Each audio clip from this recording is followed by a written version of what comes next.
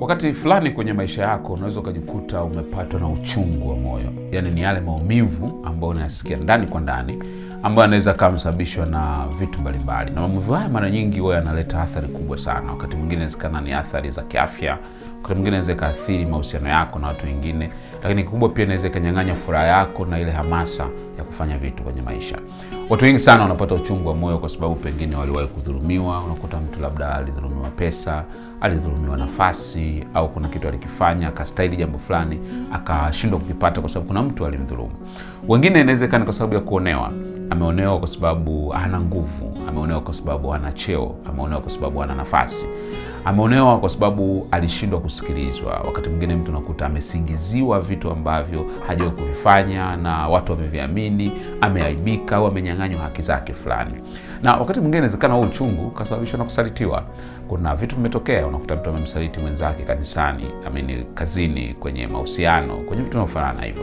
Haya mambo yote yanaweza kutengeneza uchungu wa ndani ambao ni endelevu.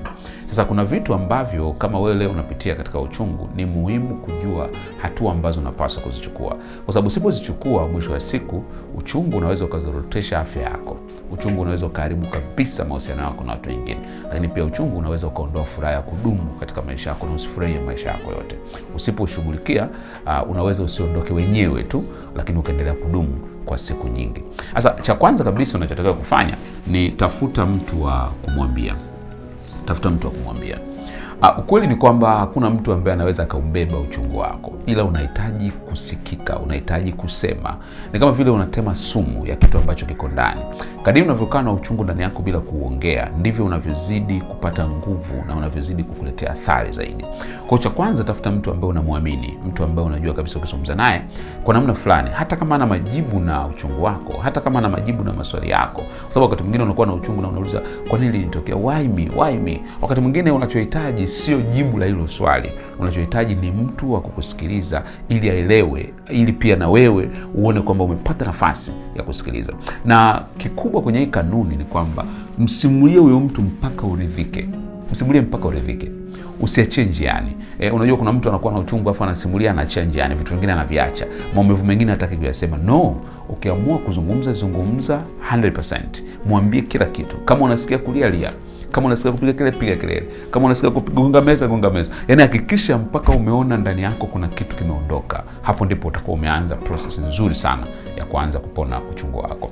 Baada ya hapo, tangaza msamaha kwa maneno. Yule aliyekukosea, yule aliyekusababishia uchungu, wakati mwingine anawezekana hajapata nafasi ya kuja kukuomba samahani. Na wengine wana kiburi sana. Unakuta amekukosea lakini hataki kukuomba samahani hata ukimwambia. Sasa kumbuka, siku zote hausamehe kwa ajili yake. Unasamehe kwa ajili yako binafsi. Kwa utangaza msamaha. Na msamaha utangaze kwa maneno. Usiseme tu moyoni kwamba mimi nimeshamsamehe. Tangaza kabisa kwamba fulani nimemsamehe. Na huwa tunashauri pia wakati mwingine unaweza hata kumwambia. Chukua ujasiri na kumwambia. Wakati mwingine unaweza kufikiri kwamba nikisema ndio naonekana nimejishusha, ndio naonekana mimi nimejidhalilisha.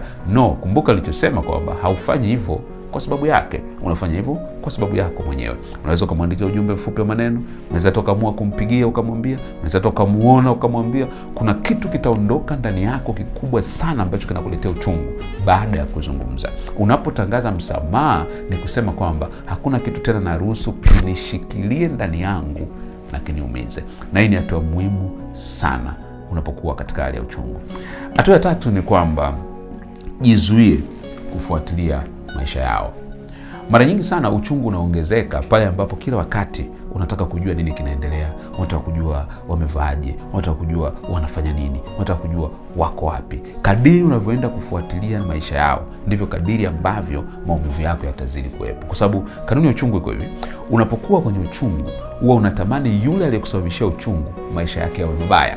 Kwa hiyo utakapomuona amevaa vizuri, ametembea, yuko bichi, amesafiri, amepata kazi mpya, amependeza, uchungu wako utazidi ndani yako. Kwa hiyo tunasema jizuie kufuatilia maisha ya hawa watu. Jizuie kwa namna yote unayoweza. Kama ni kwenye mitandao ya kijamii, unaweza kama unfollow kwa muda. Kama ni kwenye status, jizuie kuangalia.